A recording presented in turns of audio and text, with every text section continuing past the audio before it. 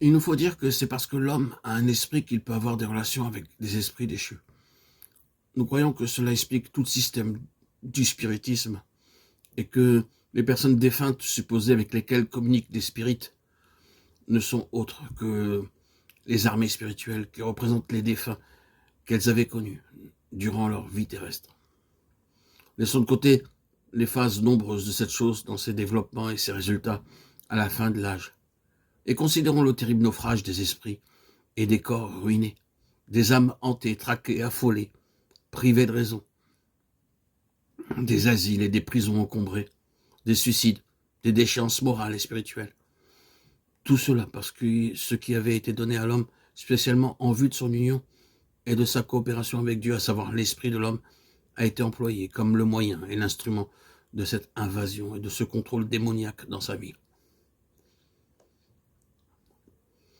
Les avertissements redoutables et les jugements terribles prononcés sur toutes les sortes de spiritisme, la nécromancie, les sorcières, les esprits domestiques, le sont à cause de la complicité de l'esprit, de sa légèreté, de son entente avec les esprits déchus, dont le but est toujours de saisir les hommes et les femmes par le moyen de leur esprit.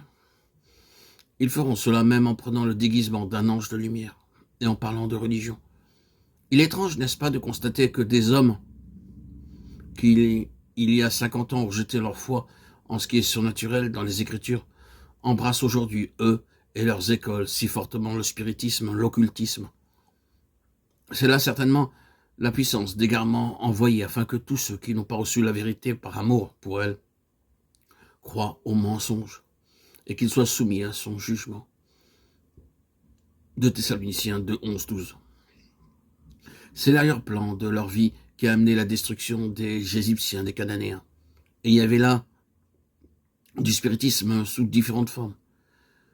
Mais ils y avaient été entraînés parce qu'ils étaient alliés aux démons. Revenons maintenant pour quelques instants à la chose la plus profonde que tout dans le véritable enfant de Dieu. Nous avons consacré à cette question de très nombreux audios, la bataille pour la vie, mais il manquerait quelque chose à notre but présent. Si nous laissons de côté ce point particulier, il nous faut toujours chercher à comprendre que ce qui s'est fait dans la nouvelle naissance, c'est-à-dire le renouvellement de notre esprit, à qui a été donnée la vie éternelle avec le Saint-Esprit et la position de fils, est beaucoup plus profond que toutes les conditions, les circonstances que nous rencontrons, est beaucoup plus profond que notre vie physique ou notre vie d'âme.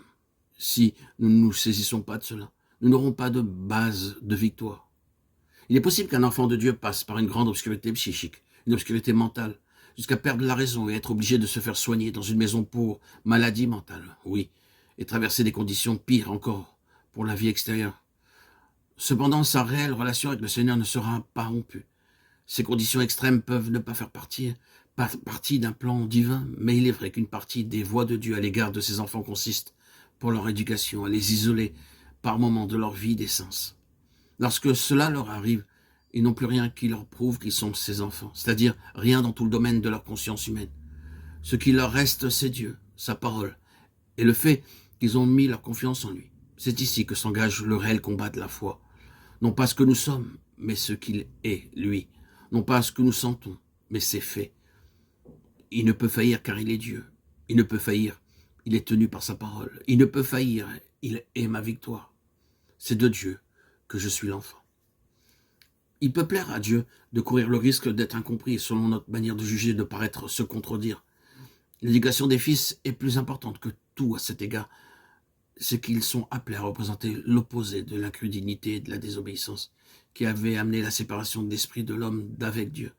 Cette union de l'esprit doit être établie sans l'aide de l'âme, afin que l'âme soit une fois encore à la place d'où elle était sortie, pour s'affirmer dans une telle désobéissance. C'est notre éducation jusqu'à ce que Christ soit pleinement formé en nous, c'est-à-dire dans notre esprit. Galates 4, 19.